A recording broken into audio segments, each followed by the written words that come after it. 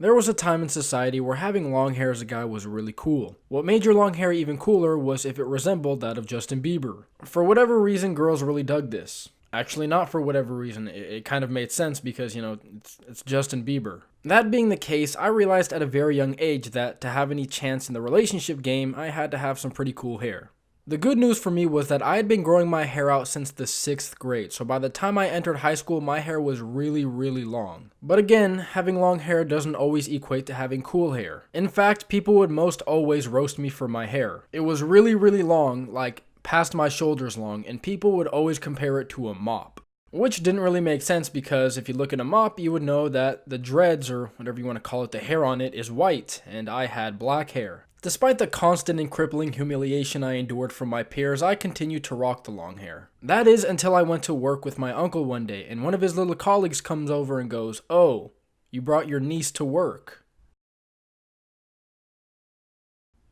Yeah, so to make a long story short, I cut my hair after that. At this point, you're probably thinking to yourself, alright, what does any of this have to do with your obsession with One Direction as stated in the title? When I say I cut my hair, I didn't cut it super short, I just cut it so I didn't look like a girl anymore. That left me with this kind of hairdo where, my hair was just kind of sticking out to the side, but it was kind of like a swoop, like Justin Bieber swoop, but not really because, all the hair on the side sticking out. I couldn't really do anything about the hair sticking out on the side, but it looked a lot better than what I had before. So I just decided to stick with it. The first day of high school comes around and I'm in my English class when all of a sudden this girl comes up to me and goes, "Hey, what's going on?" I look at her and go, "Oh, nothing much, just the depletion of all our natural resources while the polar ice caps are melting." She looks back at me and goes, "You're pretty funny. Also, has anybody ever told you that you look like Harry Styles?" Harry Potter? No, Harry Styles. Harry from Harry and the Hendersons? No, Harry Styles from One Direction. Harry Potter? Initially, I have no idea who this Harry Styles guy is, so when I get home, I go on my phone and look him up on Google. I pull up a picture of him and I start to realize that my hair kind of resembles his. Pause, light bulb, I have an idea. I knew my hair was way too crazy to ever resemble Justin Bieber's, but this Harry Styles guy, now this could work. So the next day I come to school and I am just trying my hardest to look like I'm in One Direction. I made sure that my hair was extra puffy that day. I wore a really low cut v-neck, had some skinny jeans and some Vans. I even tried to wear a scarf like I so often saw Harry Styles wear in some of his music videos, but that didn't go over so well with the other kids. I guess they just don't like change. So I walk up in my English class basically feeling like the shit. I go straight up to the girl who said I looked like Harry Styles, and I go, "Hello.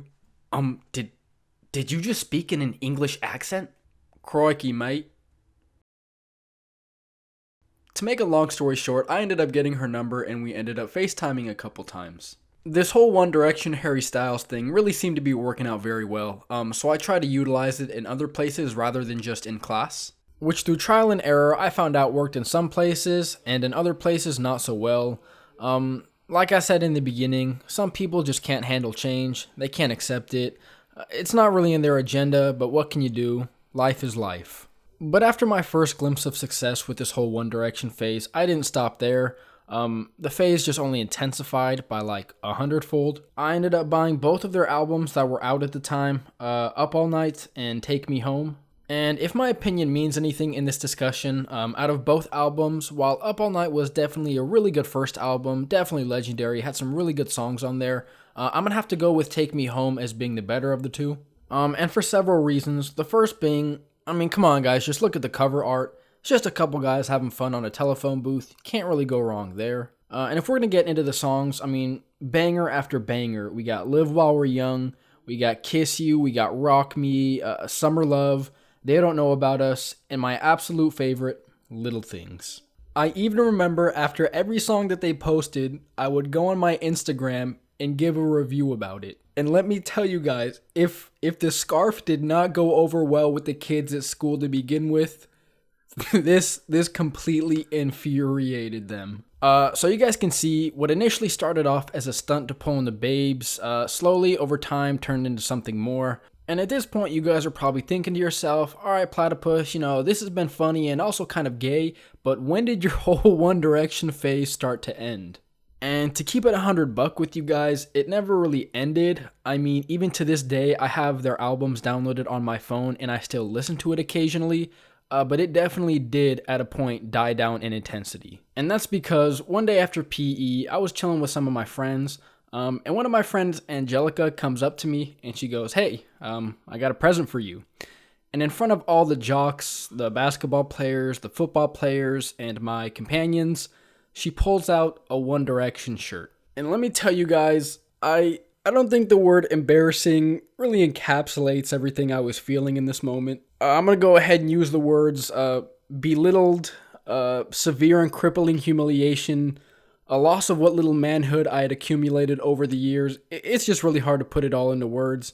And the fact that I was wearing a One Direction charm bracelet probably didn't help the situation at all. And I remember going home that day and just really reflecting on how I was portraying myself for my very first year of high school.